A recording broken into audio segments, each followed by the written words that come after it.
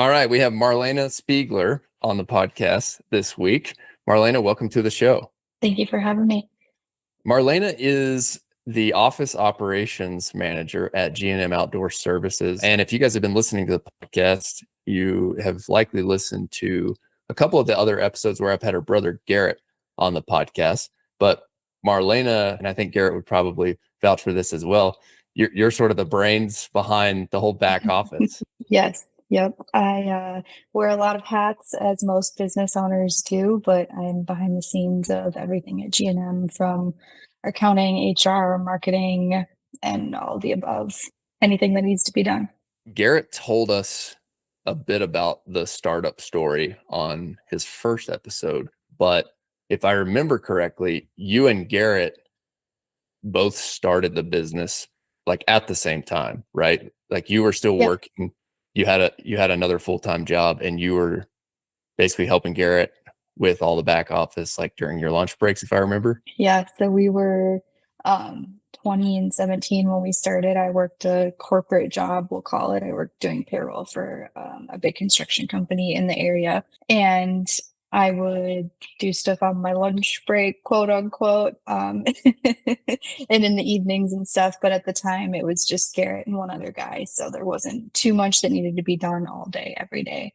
So I worked there for about a year and a half or so when we started out, just to get things moving. In those early days, what were some of the specific roles and responsibilities that you helped out with? So just managing everything that I do now, of everything behind the scenes, but it was obviously at a smaller scale when it was Garrett and another guy.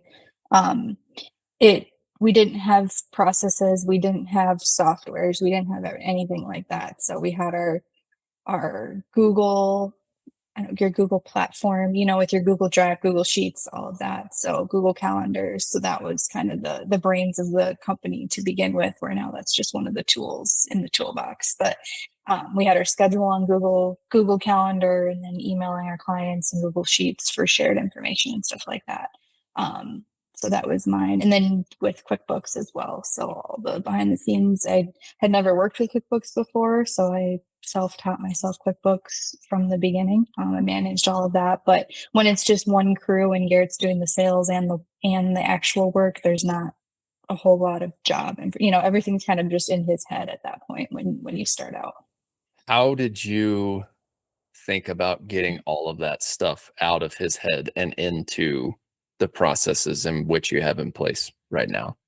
Yeah. So that's what has to happen, especially with any salesperson, is the whole job can't just be in the salesperson's head of, oh yeah, we got to do this. It needs to all be so that when the crew goes out there, perfect world situation, the crew, the foreman wouldn't even have to call the sales guy. That everything would be in Jobber, is the system that we use. Everything would be in there that they needed for the job, with the scope of work, the internal notes, photos, drawings, site maps, all that type of stuff. In those early days, Garrett was answering the phone. Yeah. So he would do all of the sales meetings with the homeowners, and then he was the one out there actually doing the work as well. So at that time, you didn't have to transfer anything over. That was probably the first 6 months or so. And then that was the next full season. Then we had a foreman as well. So then, we were putting as much as we could into Google Calendar, and then Garrett was just meeting with him on site. So a lot of just not in a system type of thing, where now we have, we're on 10 different sites with deliveries and sales and stuff like that, where everything is in our system. Nothing happens unless it's in Jobber in our schedule software. Okay. So in those beginning days, Garrett would answer the phone. Garrett would meet with the clients. He would go with his other guy and do the job. Yep. So what specific, like when would you be engaged in those early days? So scheduling with the customer, emailing the customer when we're going to be there, helping order some of the material, depending what it was.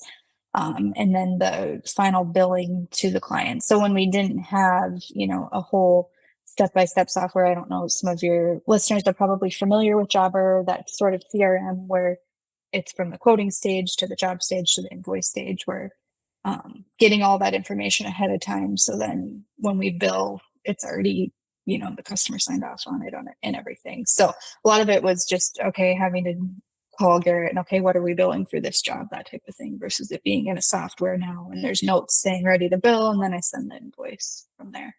Okay. And so that's what you would do over lunch and in the evenings. So primarily scheduling and billing focused in the early days. Scheduling, billing, the little bit of, employee onboarding, HR type of stuff, and then the expenses. Okay. Yeah. And integrating QuickBooks into there. Yeah. Okay. And you managed the books for how long until you brought in a third party? I still manage the books. I have a full-time office admin that works with me. She's my right arm. She does all of like the data entry now, everything with QuickBooks, but I still oversee everything at a high level. Okay. And then you submit everything to a CPA for tax filing at your end? Yes. Yeah. Okay. Yeah. Wow. So you're still managing the books. Yep. That's awesome.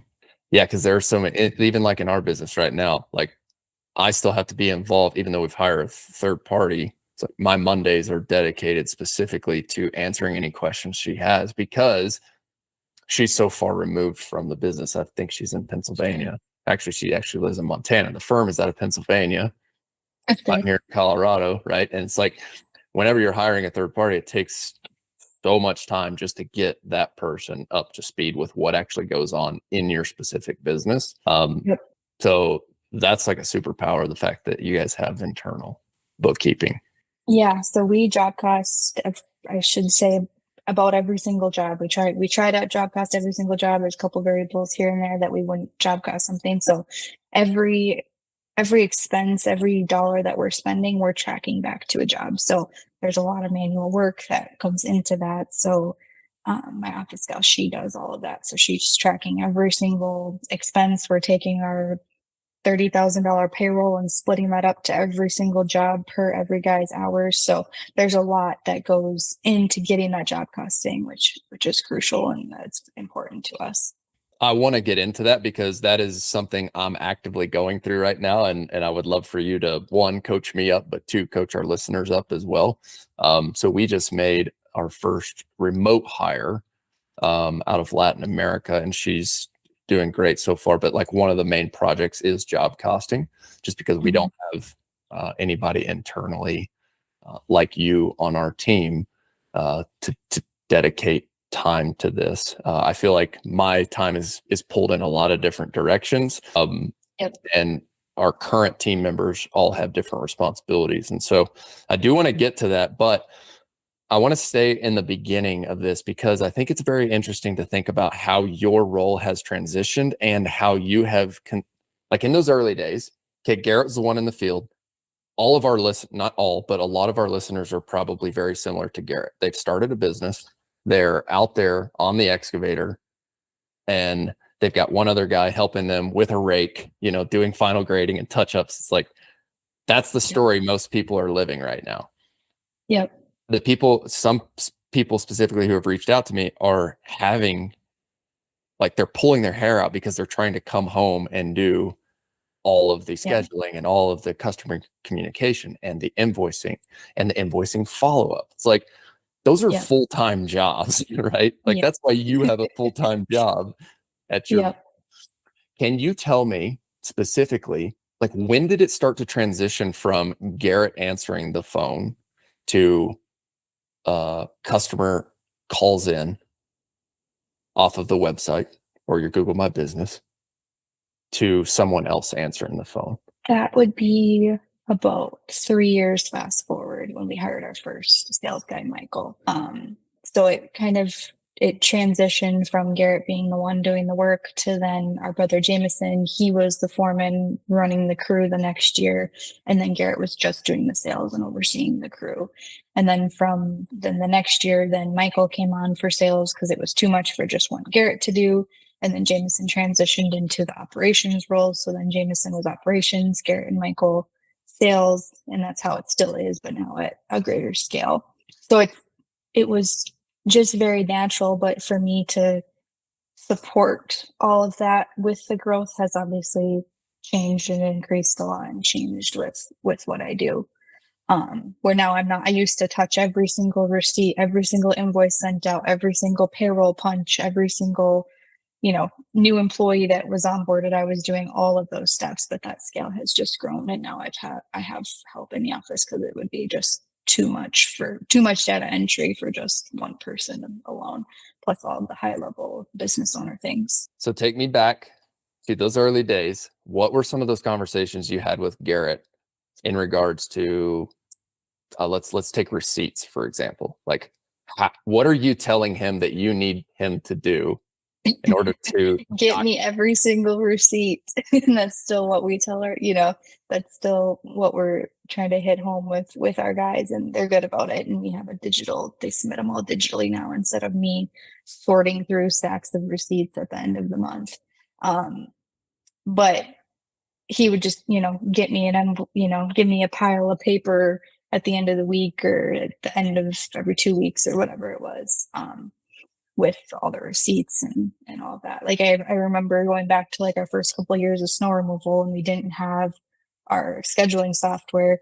It was a Google sheet with our snow removal route with everything there, and Garrett would check it off and write notes. And then early in the morning, I'm headed to my corporate job and he's headed home to sleep. We'd pass off the paper, or he'd send me a picture of the paper, and then I would do the billing in QuickBooks based off of that sheet.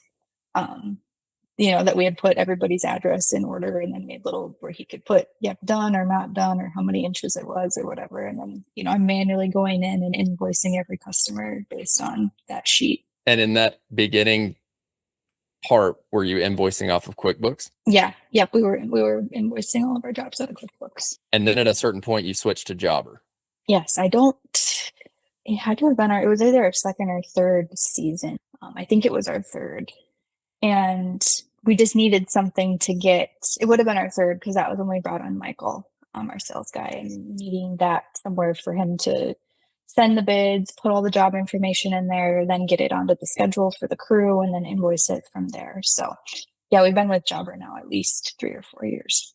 How would you recommend someone who is in that stage? Like, let's use Garrett and your other guy as the example. If there's someone in that stage of the business, what do you tell them right now in regards to a software? Is that implement Jobber as soon as possible? Yeah, I would say so. And you have to do the follow through with it. Like I've talked to some guys that have, they want to start Jobber and they want to do it. And then I'll talk to them a couple months later and I'm like, how's Jobber doing? And they're like, oh, we stopped using it. Like you have to use it and commit to use it. You can't just use it when you want to use it. And when but it does take somebody to set everything up in Jobber and put all the pictures in there and all that. And if you're just if you're the one bidding it and you're the one doing the work, do you probably need it? No. But if you want to be able to pass anything to any other employee, you need to have some sort of system like that. Could you give our listeners just an overview? And I promise this isn't like Jobber hasn't sponsored this podcast, but maybe they will. Jobber, if you're listening to it, yeah, we'd love a sponsorship. Anyways, but right now, can you give our listeners an overview of Jobber? And the reason I'm asking is because we use it. I've found a ton of value in this as well. So this, once again, is not a Jobber sales pitch. I just want you to give an overview to the listeners of like some of the benefits and how it can make your life easier as a listener. Sure. And I can send you my contact at Jobber. So we do have a partnership with Jobber, but I used Jobber for many years before we started getting paid by Jobber. So okay, so they do. G&M does get paid by this. If you use my link, there you go. That's on our Instagram. But I use Jobber. I will go. If I wasn't being paid, I'd still be talking like this about it. So the basics of Jobber that we use is our guys clock in and out of Jobber. They clock in and out of their jobs specifically. So that goes back to me job costing out every single penny that we spend. I'm splitting up all of their payroll wages to their jobs. So they're clocking into the jobs in Jobber. I guess I should start with on the quoting side, our sales. So we have two full-time sales guys now. They run their schedule and all their meetings and everything out of Jobber. So someone goes to our website, puts in their information, and then they're created as a client. So instead of using a general contact form on your website, so if you have Jobber, be sure you're using this. They get set up as a customer, so then you're not doing a data entry of your general website form into then your Jobber system. So they go to our website, fill out a request, and then Michael or Dan, depending on what job it is, will reach out to them, set up their meeting with them, and then they'll set up the quote from there. So all of the steps of the quoting process, the job process, the final invoice process is all within Jobber. The sales guys are setting up, all the line items and everything one time, and that's transferring over from jobs to invoices. So I'm not typing up an invoice based on the quote. It's all just copying through, which you're familiar with us and with using Jobber. So our sales guys are doing that portion of it. They're doing the follow-ups with the customers, answering any questions, making any adjustments. That's getting approved. And then that's when the job goes over to operations if they move forward with the job. And me and my brother Jameson, who's our operations manager and part owner, I handle the scheduling and communication and everything with the clients, and then he's managing our crews, scheduling our trucks, ordering materials, scheduling the guys, all of that stuff. And then the job comes back to me after it's completed. We're in billing and then finishing out our final job process. So all of that is within Jobber. Everyone has their different steps in Jobber. Anyone can see, if Michael puts everything in there, now Michael's on vacation and we have, there should be everything that the job is needed. There's always going to be something that comes up or the homeowner wants something additional or whatever it is, but all the information should be in there on the quote process, the job process, and then the final process. And you have sales guys log all of that in the notes section inside the quote. Is that correct? Yep. So there's customer facing notes you can put right on the quote. And then we have an internal notes section. And we have a whole checklist of questions and stuff that the sales guys have to answer basically. So, that stuff that operations needs to know if there's anything for the locates that we need to know, where's the access, what type of truck, can we have a side dump? Does it just need to be a dump truck? All of that type of stuff. At what point does the quote, so for our listeners, Jobber makes it really nice and seamless. To give an overview of like what you just said, they make it really easy to copy some custom code and embed that form on your website. So like what Marlena was saying is that once your customer fills out the form on your website, all of that information about the customer, name, address, phone number, email address, automatically gets created in Jobber, which cuts down on back office time. So that's just like one seamless automation that is awesome for anybody who's handling back office stuff. Yes. So you can just put it, it's right in your settings on Jobber, and you can customize it for as much or as little information you want your customer to give to you. They just added a feature where your customer can upload photos. I don't know if you've seen that. That's super slick because then they can send you photos ahead of time. And then our sales guys call them. They can hit one button, schedule assessment, put it on their schedule. There's no then, how do you spell your last name, Spiegeler? People can't spell it or say it. Like there's none of that. They're already set up as a customer in your system. That's right. Yeah. And even so one thing that I noticed whenever I was doing sales in our business is that I would always have to ask the customer for a Google pin or an Apple Maps pin because we live in a rural area and these addresses don't populate if you just type them in. So we added a custom field in there to where it's like, in order to submit the form, the customer now has to take or drop a pin or copy that from Google Maps or Apple Maps. So then when our sales guy gets the lead, he just knows exactly where to type that in. So that he can go meet. And it's like little things like that just can make your life so much easier if you just leverage this software in a way that it can be used. So kind of to parlay off what you're saying there too, like once the information is added in there, Jobber has the quote feature, which it's so seamless to be able to just click, create a new quote, and then just add the customer from the details they've already submitted. And then sort of what you were saying there is that your sales guys will add all of the notes within that quote, correct? Yep. And then from there, talk us through like, all right, I'm a customer. I accept your proposal. What happens then? Yep. So then it gets converted to a job and then it can go on the schedule from there. And all of those notes and pictures and everything that the sales guys have, that's all coming with onto the job. So now my foreman and Jameson operations manager, now he can see all of that on the schedule. But there is going to be some setup with that. So there's, setting up for each crew who they have, setting up your delivery drivers on each job. So that's where it goes. Yeah, it's easy to use Jobber and have a quote and have a job, but you got to have somebody to set that up. So now when your guys are showing up Monday morning, they have, okay, here's where I'm going. The Google Maps pin is right in there. Instead of you having to text, all your guys the address of where they need to go, there's no texting an address. It's all just right in the app, but you have to, you have that setup time with those jobs. And so all of your guys have the Jobber app on their phone. Yep. It's a requirement. And that's how they view their work schedule, correct? Yes. Yep. So whether they're on a crew or they're a truck driver, the truck drivers have, all of the jobs that they're doing deliveries for that day. And then they can see all the materials on the jobs of what needs to be delivered. So it makes everyone's life a lot easier. So there's a really cool feature that I want to talk about here.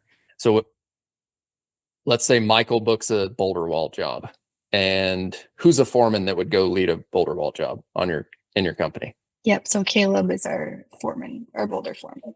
Okay. So Michael would then, as that job is booked, assign that job to Caleb in Jobber, correct? That would be me assigning them.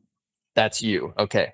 So, yep. So once the quote is approved, and if there's any permits, the sales guys do the permits for those. But after that, then it's handed off to Jameson and I. So we're the ones setting the schedule, determining, or I guess to back up, Michael puts in there what foreman should do the job. He knows everybody's capabilities, and he puts in there, or he'll put, Caleb or Tanner, depending if it's a job that multiple people could do. Because we do a lot of different services, with our retaining walls to landscaping to excavation, site work, utilities. So the guy that's doing site work utilities isn't doing rock around the house. So we have each of our foremen have their specialties and those crews accordingly. So our sales guys are putting in there what crew should be doing the job. And then I'm building out the schedule based on those jobs per crew. And so this feature is really nice because Caleb shows up on Monday morning, and in his app, whatever job he's been assigned, that shows up on his schedule. Whereas let's take a different foreman. You mentioned Tanner, so I'll use his name. Tanner shows up on Monday morning, and if he's been assigned to a different job by Marlena, then on his app, his schedule is showing all the details associated with the job that has been assigned to him. Correct. Yep. And so ultimately where I'm going with this is, like, you guys have seen what Marlena and Garrett have started together from the early days of just kind of being like, one owner operator type with, somebody in the field to help, and then Marlena in the back office. Now they've grown to, well, go back and I won't spoil it for you guys, but go back and listen to Garrett's episode, because I think he shared some numbers with where you guys are currently at. How many crews do you have though right now? We have 5 crews right now. So in order to manage 5 crews, you can either pull your hair out and manage with pen and paper, or pull your hair out a little bit less and manage with Google Sheets or Google Calendar. Or man, I promise this isn't a sales call for Jobber, but I am a big supporter of it.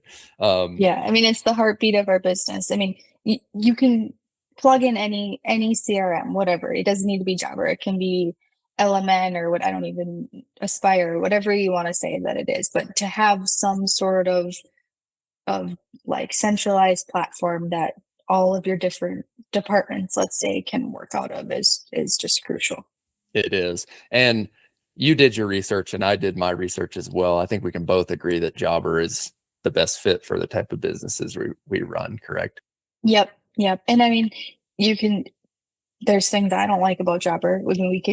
There's things that, no software is going to be exactly what you need it to be unless you build it. And then that's a whole other thing. So there's things that would I change? Yes, but they've came a long way and they're definitely improving improving things. They're committed to listening to the people who use their software and to make changes based on that. Yes, we've had nothing but good things from using it as well. I do want to jump into job costing now, because this was a topic you just brought up, and it's something that we are actively working on. How do you specifically use Jobber, or do you use Jobber in your job costing? I don't specifically on my job costing. It's a very manual process still, unfortunately, to get our final number, because you're taking so many different. So do you want me just to start from the beginning and explain exactly how I do it? I would love to, I guess. And first, let's give our listeners just an overview of what job costing is and why it's important. So you can bid a job. Yep, this job's going to take me, 2 days, 3 days, 10 days, whatever size job it is. But it's kind of an educated guess based on your sales and bidding process, which I don't do a ton of that portion of the business, but to know what you're bidding and how accurate you are in your jobs, you have to job cost. No, okay. And it's going to be some trial and error. You're getting into a new service. You can, I hope this takes me a day and now it takes you 2 days. Well, you didn't make any money on the job. If you bid it for a day and it took you 2 days, chances are you didn't make anything. But what are you going to do and learn from that? If you're not going to job cost it, you're not going to know and understand, okay, next time this job comes up, I need to bid this for 2 days or 2.5 days or whatever it is. Definitely. So it's basically a way to track whether your estimating was correct or not. Yep. And I guess I shouldn't even say of the estimation. There's things that go wrong and that go wrong on our own jobs of, there's things out of our control, or your material truck doesn't show up and now it's 3:00 and you still don't have whatever you need. So there's stuff like that and variables in the operations too that can happen. You forget a tool that you need and you're working an hour and a half away and you got to go buy one, or you got to go drive back, send somebody back to the shop. So there's a lot of different variables that go into, why a job would be good, that why a job would work out in the green or in the red. Yes. And in this business, it's inevitable that those things happen consistently. Yep. And just planning for those, but not over planning. And now you're bidding yourself out of every single job. Yes, definitely. And I think that like taking what you learn from the job costing can help improve your estimating to where you can build in some sort of percentage of buffer for, hey, somebody is going to forget. Like there's a certain percentage chance that somebody's going to forget a tool, which is going to add X amount of time. Now, Yep. We're all committed to delivering 5-star service. This stuff just happens, right? Yep. And so being able to provide all that data to your estimator to then refine your estimating is why this is important. Now, Yep. Let's jump into the process. Why don't you take us from the beginning? Yes. So we do, and important too, of when you're doing your job costing of what you're doing with it. I think you just touched on that. So we have a sales meeting every Thursday with our sales guys, with me and my brothers. And so there's 5 of us, and we go through those job costings together. I have them all prepped and ready for that meeting on Thursday. And we go through it of, then we can see, okay, yep, this was bid wrong, or it was an operational thing, or whatever it is. So then we can have open conversations about those situations. Can you give us like the structure or the format as to how you guys conduct that meeting? Like, what are you preparing and bringing to that meeting? Yep. So I have kind of a template agenda that we're using every week, and then we add things as needed. Job costing is one of them, and then our sales guys have monthly goals that they have of whether it's taking, it changes, but monthly and quarterly goals of taking, a customer out to lunch, or a general contractor or builder, dropping off X amount of things at other businesses, that type of stuff. So they give updates on that. And they have different goals within that, or them stopping out on a job site once a week and then giving their feedback on that. I'll pull my agenda up here quick. You want me to run through my agenda and then we can go into the job costing stuff? Do we have time here still? Yeah, we have time. Yeah. Okay. So everybody does their high for their week. So we like to have their professional high or something that went well with something within their role. And then we look at our kind of sales funnel on what's coming in for approvals coming up, any permit updates. We go through our larger jobs in production, so like our commercial jobs, if there's anything that the kind of operations to sales can collaborate on, and then the job costing reports. So going through and reviewing those, and then our sales guys give their little updates on what they have for their goals. Cool. Very cool. So job costing is a portion of the sales meeting. Yep. And what specifically what information are you trying to extract from your salespeople so that you can accurately put your job costing reports together?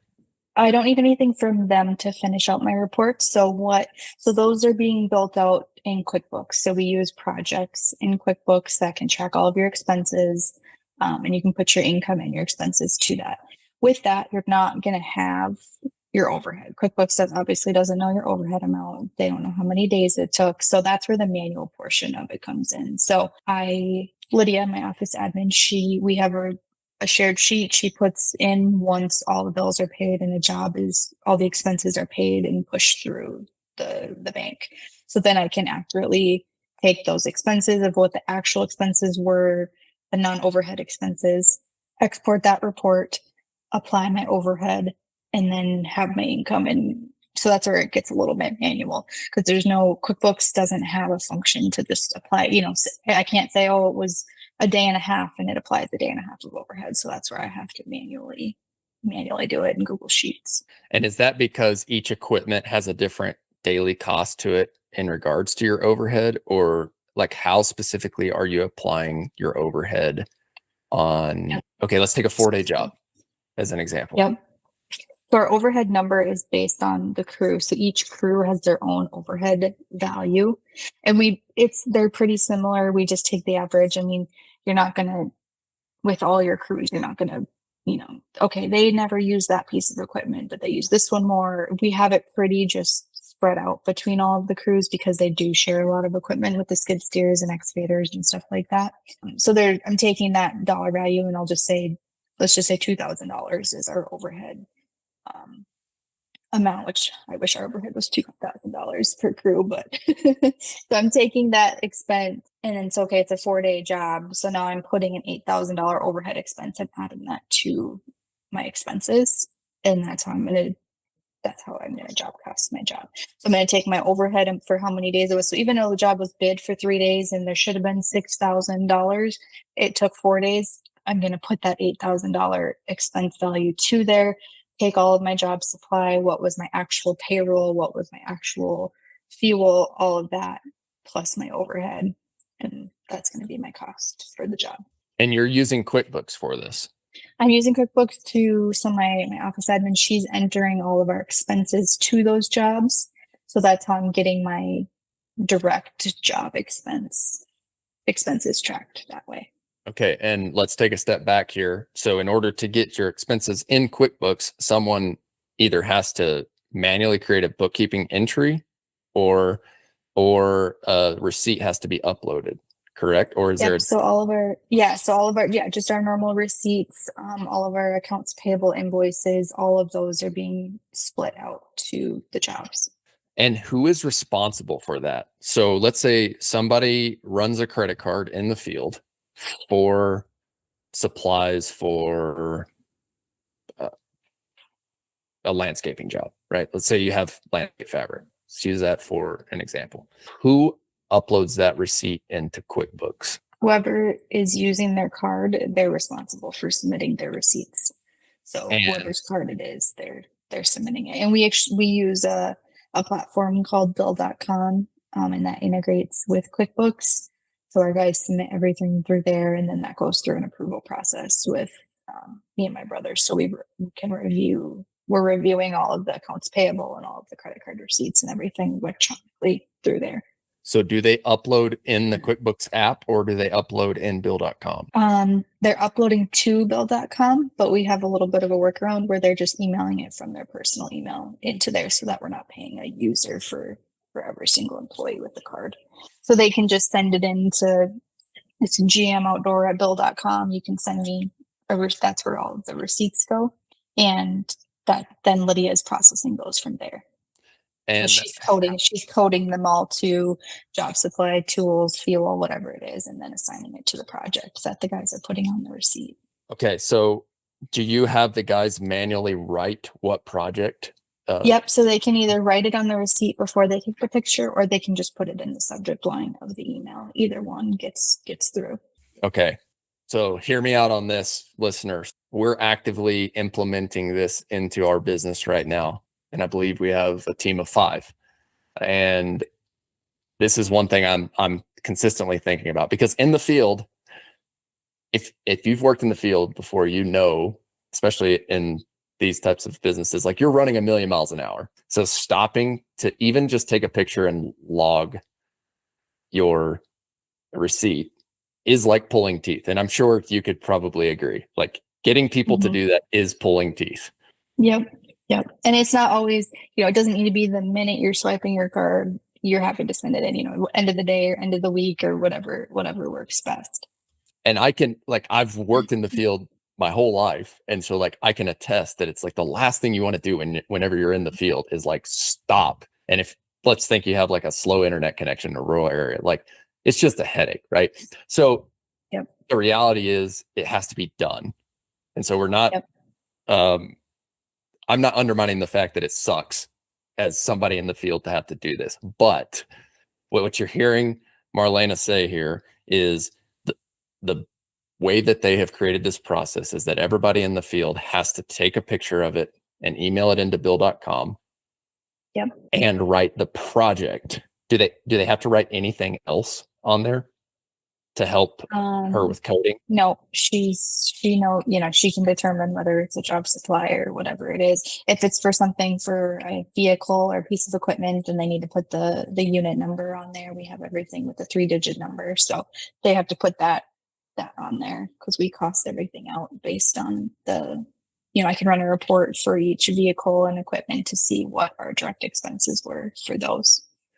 So for example, like if you had to get a replacement hydraulic hose at CarQuest for the skid steer, for P770, then they would write that equipment code on that receipt. And then that would be tracked to that piece of equipment for repairs and maintenance. And then I'm curious, just from a bookkeeping perspective, if that's repairs and maintenance on a piece of equipment that you own, is that a job cost directly? Let's say that hydraulic hose breaks on that landscaping job.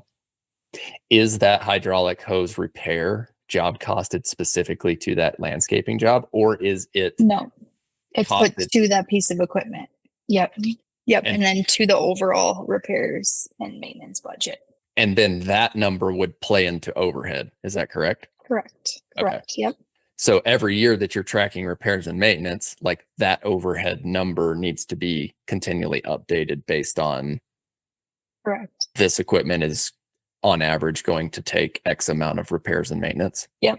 Do you have an average number in your head of like what a skid steer repair and maintenance would cost to keep maintained each year? No, we don't really have it based on it's broken out kind of per unit, roughly this many units. We're at roughly, $150,000 in repairs and maintenance for our fleet size. And then if that fluctuates, then we'll add kind of a percentage if we're removing or adding another unit. Okay. All right. That one was a little off topic, but I'm curious personally how you guys do it. Okay. So let's go back to job costing. And whenever the guys email in the receipts, the receipt gets coded to that specific job.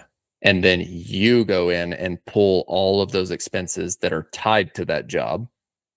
Yep. And then you bring all of those expenses to the Thursday meeting, plus the overhead that's added on top of that. Is that correct? Correct. Yep.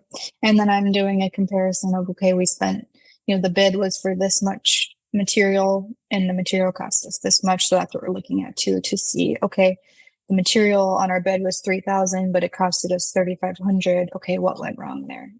That type of thing. At what point do you extract? All right, let's say Michael bids a job for 4 days. At what point are you extracting the information for how long the job actually took.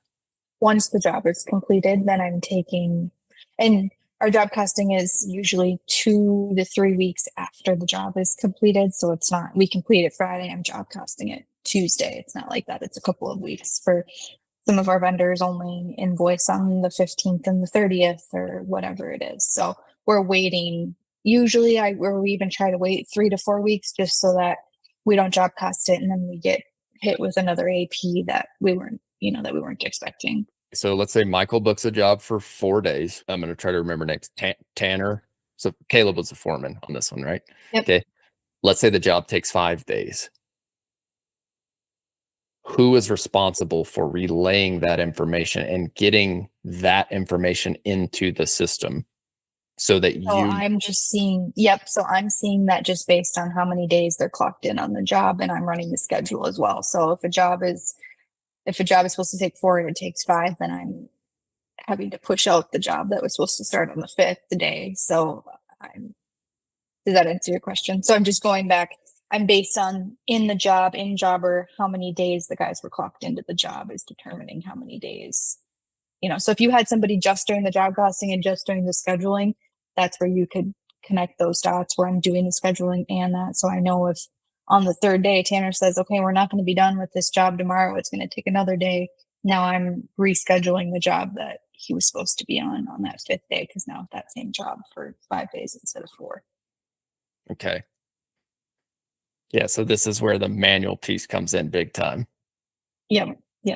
And being in tune with what's actually going on in the business. Correct. Yep. And so say I wasn't doing the scheduling and I was just doing the job costing, which is like, if I could hand the job costing over to Lydia, which I would like to do eventually, where she could generate the reports for me, you can go into Jobber and see, okay, yeah, Tanner was clocked in for 10 hours for 5 days. So it's going to be a 5-day overhead value, even though it was bid for 4. But we're verifying that information, because on the flip side, it was bid for 4 days. It took Tanner 3 days. Well, now your overhead expense is only $6,000, not $8,000, because they got it done a day early. All right. So this is like a really in the weeds question, and I'm going to try to explain it as best as I possibly can for the listeners. So in this scenario, if the job goes 5 days in Jobber, that job is already booked as a 4-day job and it's already set up. And you've already assigned that job to Caleb, the foreman. Yep. And so he is only able to clock hours on that job for the 4 days. Yes. Let's say he shows up the next Monday and he's like, guys, we got another day, right? Like, I can't clock into this job. Does he have the permission in Jobber to edit the job and extend it out another day, or whose responsibility is that? Yep. So that's Jameson's responsibility. So that's the scenario you explained is never going to happen that way, just because my client that we're supposed to be there Monday and my Friday job went into Monday. Caleb's letting Jameson know that by Friday morning or afternoon. And then we're letting the client know Monday that we're not going to be there. Our Friday job is going into Monday. And then, pushes out the schedule for the next week. So we do everything we can to not push, if a job's for Friday, that job gets done on Friday, or if it's Saturday morning because you push into Monday, now you're pushing out every job for the week. So Jameson works with the foreman and to see, okay, yep, this is going to take longer. And then he's relaying that back to me. So then I'm updating the homeowner and updating the job in Jobber. So now Monday, when Caleb comes back, he has that job still on his schedule for Monday. He didn't just lose it from Friday. So the chain of communication goes Caleb to Jameson, who is helping with operations, right? And then he's running the operations. And then does he edit it in Jobber?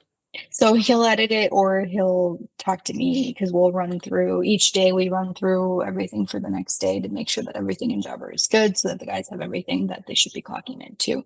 So between the two of us, one of us adjusts it and then emails the client. Okay. This is something that you're bringing up that's very important. What does this look like at the end of the day for you and Jameson? Like, what are you guys reviewing in regards to the schedule, in regards to Jobber? Just that everything is still, that nothing is going over in time, or going to be a 4-day job is going to take them 3 days. So now we need to move up their next job, and the jobs after that. If there's a new delivery, if we sell a lot of material to other contractors. So just making sure that all of our deliveries are set up for the next day so that our truck drivers, they use the jobber just as the same as if it was a job. So we sell boulders to other contractors. We set those up as jobs in our system, and then our drivers have all the information right in there, where to go, how many loads, where to dump, all of that. And then we can bill based off of that. So just making sure that everybody has everything that everything in jobber is good for the next day. Because otherwise it's 5:30 a.m. and they don't have a job that they need to be clocked into, then it's a cluster from there if they don't have what they need. Yeah, definitely. Everybody's scrambling. Yep. So are you pretty much living in jobber? Yeah, it's one of my 20 tabs open all day, every day. Okay. Wow, this is super helpful, Marlena. Thank you so much for explaining all this. I know we're approaching the top of the hour here. So in the next couple of minutes, what would you recommend someone who is starting out?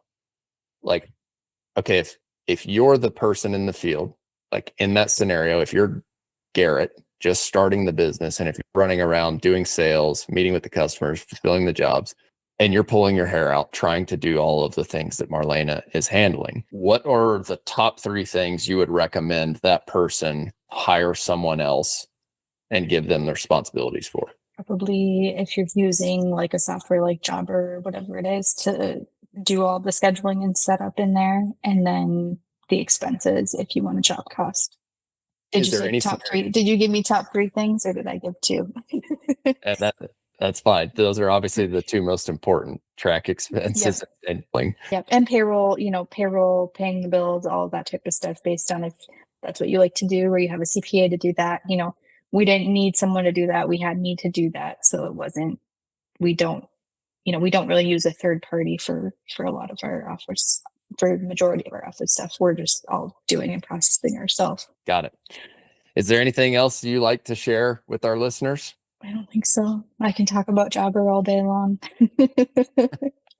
Well, you already told us you're getting paid. Besides that, but no, I don't think so. I mean, there's a lot where we've been in business now over 7 years, so we've had to figure out a lot of things as we go. I just say keep doing that. Like, if you're determined to do it and make it, you got to keep pushing forward. And you don't need to have every single thing perfectly in place before you can start. You kind of just got to go for it. Yeah, I love that. And it's been really cool to watch you guys grow the business, and then also just talk to you and Garrett about like how you guys have both thought about your specific roles in the business. It's really cool to see too that you guys just obviously trust each other because you're family, but you've been able to like delegate each specific role to each person, and that has, I mean, from the outside watching it looks like it's fueled your growth. Yep. And our brother Jameson, our operations manager, he's a key point in that as well. Like, where someone called us once 3 legs of a stool, and that kind of stuck with me. Like, you can't, with the 3 of us, like in the sales, the operations in the office, like it's, we're doing the work of probably 2 to 3 employees. So to have that within the owners in those positions is really key. Yeah, it's really cool. And you guys provide a lot of resources on your website. So could you tell us tell our listeners where they can find some of those resources? Like, for example, the snow contract, and you've even shared like some of your internal resources with me. Do you guys have any of those for sale on your website? Yeah, we have some. I need to do an update in there as well, just as stuff changes. But if you go to the bottom footer of our main website, it links over to our Shopify, and some of those documents and stuff are there. As we get into the winter season, if we don't have a lot of snow, that's when we have a little more time to work on stuff like that. So. And then what is the website? GM Outdoor Services.com, and you can find that from our Instagram page as well. Those are linked there. And then could you tell the listeners what documents other than the snow removal contract template that you have available? Yeah, there's some employee policies, like cell phone policies, attendance policies, stuff like that. just that I've created and put onto there. I think I have a couple bundles of different things. And then the snow contract stuff is popular right now with everybody working on that. So commercial and residential contracts. And then Garrett has a lot of YouTube videos too about, different bidding things and stuff like that, and jobs and stuff. I know he's slowed down on that a little bit with starting a family and with just a busy season here for us, but he's hoping to get back into that here this winter. Yeah.